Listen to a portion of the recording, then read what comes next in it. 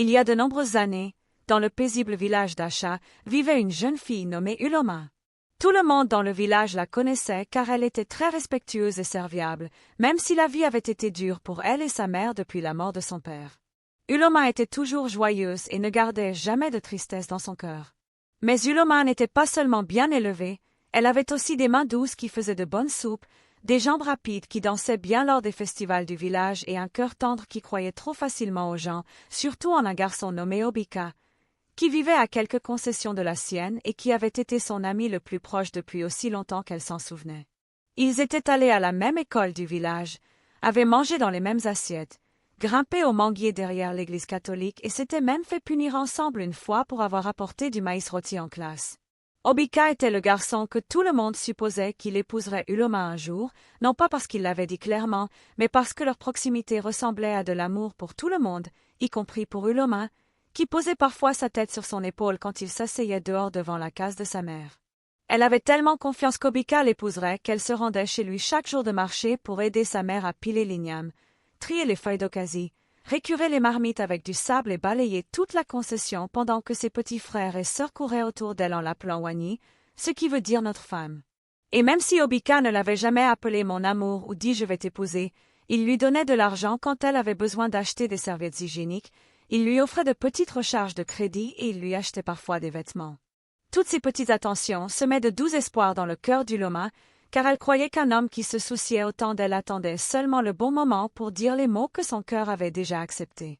Mais certaines de ses amies, comme Olushi et Unazi, ne pensaient pas qu'Uloma faisait bien. Un jour, en attendant leur tour au moulin, elle l'avait tiré à l'écart. « Ce Obika-là, es-tu sûr qu'il est sérieux ?»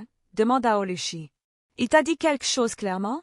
Fais attention, les hommes peuvent jouer avec ton temps comme un ballon abandonné. » Mais Uloma avait souri et agité la main. « Ne vous inquiétez pas, Obika n'est pas comme ça.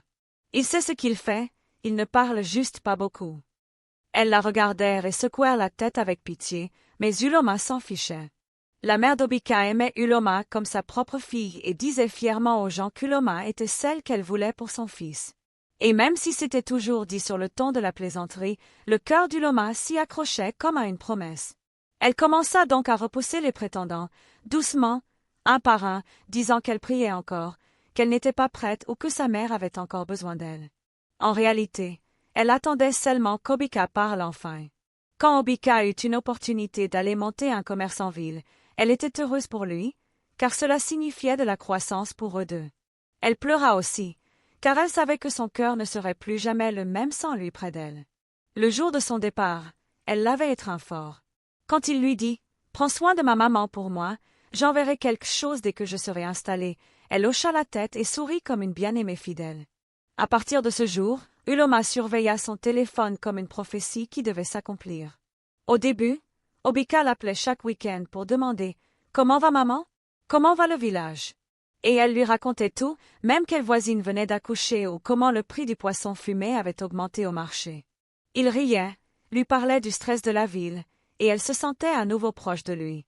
Mais petit à petit, les appels devinrent rares, les recharges cessèrent d'arriver et même ses bons jours ne venaient plus que le dimanche, quand ils venaient. Ses amis recommencèrent à lui dire de passer à autre chose, mais Uloma croyait toujours que le garçon qui lui pelait des oranges derrière la rivière reviendrait pour lui dire « Faisons ça pour toujours ». Alors elle attendait. Et pendant qu'elle attendait, elle cuisinait au mariage des autres. Uloma cuisinait quand Unazi se maria avec un mécanicien d'Obosi. Elle cuisinait quand la sœur d'Oli épousa le fils d'un pasteur d'Enugu. Elle aida même à piler l'igname au mariage d'Amarashi, la même fille qui s'était moquée de sa cuisine en cours d'économie domestique. Mais Uloma ne se plaignait jamais. Même quand les filles du village disaient qu'Obika avait sûrement une autre en ville, ou que les garçons qui partaient ne revenaient jamais pareils, ou qu'ils revenaient mariés avec enfants, Uloma souriait et disait « Obika est différent ». Et pourtant, d'autres hommes venaient encore pour elle. Un décembre, un bel homme à la peau claire nommé Shibik vint demander sa main avec ses parents. Il disait qu'il l'avait vu cuisiner pendant le festival et qu'une femme qui tourne l'ogbono, comme ça devait avoir un bon esprit. Sa mère était ravie, car Shibik était un bon homme et son atelier à Nsuka marchait bien. Mais Uloma demanda du temps pour réfléchir, puis fit dire qu'elle n'était pas prête. Puis vint Unubizi, l'instituteur, qui l'accueillait toujours timidement quand elle passait devant l'école.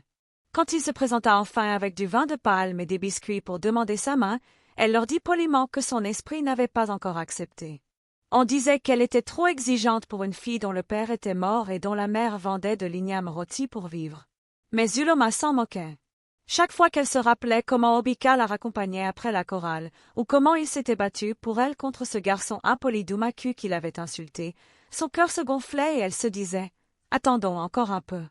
Pour elle, l'amour devait être loyal et patient. Alors Uloma continua d'aider les autres à se marier. Elle se levait avant l'aube pour faire griller les poivrons, laver les feuilles d'amarante, piler l'igname, découper la viande de chèvre et remuer de grandes marmites de soupe qui pouvaient nourrir tout un conseil de village. Et même quand le soleil brûlait son dos et que la fumée du bois de feu faisait rougir ses yeux, elle souriait toujours en pilant le foufou, comme si c'était elle qu'on mariait ce jour-là. Et jamais personne ne l'entendit se plaindre, car elle aimait voir les autres heureux. Dans son cœur, elle croyait que son jour viendrait, et que les gens cuisineraient aussi pour elle point comme on pouvait s'y attendre. Sa mère commença à s'inquiéter.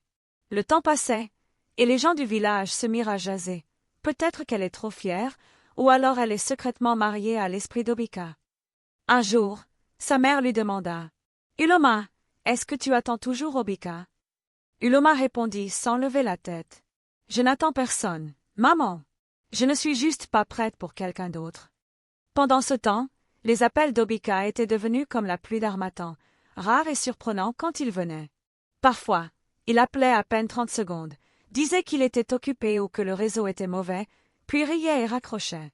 Elle faisait semblant de ne pas remarquer la distance qui grandissait entre eux, et chaque soir elle priait avant de dormir pour demander à Dieu de le protéger et de l'aider à attendre sans amertume. Mais la vérité, c'est que son espoir commençait à trembler, elle ne le disait juste pas à voix haute. Un samedi matin, alors que le soleil se levait doucement, elle partit comme d'habitude aider à cuisiner pour un mariage prévu l'après-midi. On disait depuis des jours qu'une jeune femme du village voisin, Diago, dont la famille venait de s'installer à Asha, allait se marier. Même si Uloma ne la connaissait pas bien, elle avait proposé son aide, comme toujours. Elle rejoignit les autres filles, riant en pilant l'igname et le foufou. Elle se taquinait, s'éclaboussait d'eau, et quand la fumée du bois lui piquait les yeux, Uloma s'essuyait le visage avec son pagne et continuait de remuer les marmites en chantonnant. Pour elle, c'était juste un autre beau jour pour quelqu'un d'autre, et demain serait peut-être son tour. Jusqu'à ce que tout change. Elle était en train de couper des oignons derrière le mur de la cuisine quand son amie Olushi entra, portant un petit bidon d'huile de palme. Mais dès qu'Olushi la vit, elle s'arrêta net et laissa tomber le bidon, stupéfaite. « Uloma, viens avec moi, » dit-elle d'une voix tremblante. « Pourquoi? Qu'est-ce qu'il y a ?» demanda Uloma en riant nerveusement. « Viens seulement, » dit Olushi en lui prenant la main. Elles firent quelques pas à l'écart de la fumée vers un coin calme derrière la maison. « Tu sais qui se marie aujourd'hui » demanda Olushi. « Bien sûr, Diago, non? Je ne la connais pas trop, mais je suis venue aider, comme d'habitude. » Olushi se mordit les lèvres. « Mais tu sais qui est le marié » Uloma rit. « Non? Et qu'est-ce que ça peut me faire tant qu'elle est heureuse ?» Olushi la fixa, avala sa salive, puis dit « C'est Obika !» Le rire d'Uloma s'éteignit. Elle cligna des yeux, sourit à nouveau, plus lentement. « Tu plaisantes ?»« Non, » dit Olushi. « Ce n'est pas possible. Obika n'est même pas dans le village. » Olushi soupira. « Il est revenu il y a 2 jours. Ils font la dot et le vin aujourd'hui. Sa famille est déjà en route. » Uloma resta figée. Ses mains tremblaient. C'était comme si tous les bruits du village s'étaient éteints, la cuisine, la musique, les oiseaux, tout était muet. « Olushi, tu es sûr ?»« Je ne te mentirai pas, » répondit Olushi. Sans un mot, Uloma partit en courant. Elle courut comme une folle, sans s'arrêter jusqu'à la concession de la famille d'Obika. Le portail était ouvert, le terrain plein de monde, des femmes en pagne, des hommes en chapeau rouge, des rires. Obika, debout, bien habillée, ajustait son chapeau pendant que ses oncles lui parlaient. « Obika » cria-t-elle. Il se retourna lentement, leurs yeux se croisèrent. « Uloma » dit-il, surpris. « C'est vrai? Tu te maries aujourd'hui ?» Obika baissa les yeux, gênée. « Uloma, je ne savais pas que tu serais là. » À ce moment-là, ses genoux fléchirent et elle s'effondra devant tout le monde. Quand Uloma se réveilla, elle était chez elle, allongée sur le lit. Le plafond était flou, sa tête lourde, son cœur écrasé comme par une pierre. Elle se souvenait, Obika détournant le regard, incapable de la regarder en face. Elle se leva sans un mot, sortit pieds nus et retourna à la maison de la mariée comme une ombre. Là, les femmes continuaient de cuisiner. Sans un mot, Uloma s'approcha de la grande marmite de soupe et la renversa d'un coup de pied nu. En une seconde, la soupe de feuilles amères se répandit dans le sable. Des cris fusèrent. « Tu es folle ?» Elle se tourna vers le bassin de Foufou, prit une poignée de sable et le versa dedans. On hurla. « Elle est possédée !» Obika arriva en courant avec ses amis. Quand il la vit, ses yeux s'agrandirent. « Qu'est-ce que tu fais ?» Elle ne répondit pas. Il ordonna aux jeunes hommes. « Emmenez-la d'ici avant qu'elle ne fasse plus de dégâts. » Ils la saisirent doucement. Elle ne résista pas, ne cria pas. Elle resta juste là, muette, pendant qu'il la guidait hors de la concession. Le village entier parlait déjà. Pauvre fille. Elle croyait qu'il l'épouserait. Elle aurait dû poser des questions. On ne vit pas d'espoir muet. Le lendemain du mariage, tout le village d'Acha n'avait qu'un seul nom à la bouche, Uloma. La fille au cœur d'or. La fille qui avait versé du sable dans le foufou et renversé la soupe comme une possédée. Les enfants imitaient la scène jusqu'à ce que leur mère les gronde. Ensuite, Uloma devint l'ombre d'elle-même. Elle ne cuisinait plus pour personne, ne sortait plus au mariage, ignorait les marchés et restait assise dehors, immobile, muette. Sa mère essaya tout. Prière, larmes, eau fraîche, rien n'y fit. Oluchi venait la supplier. « Dis-moi quelque chose, insulte moi-même. » Mais Uloma restait silencieuse. Obika revint la voir. Sa mère le vit arriver et soupira. « Tu es venu ajouter du sel à sa blessure? Va seulement. » Il s'approcha d'elle. « Uloma, je suis désolé. Je ne voulais pas te blesser. Je ne savais pas que tu attendais autant de moi. » Elle leva les yeux une seconde, sans rien dire. Sa mère surgit derrière. « Si tu savais qu'elle t'aimait comme ça, tu aurais fait quoi? L'épouser par pitié? » Obika baissa la tête. Uloma murmura enfin. « Je comprends maintenant.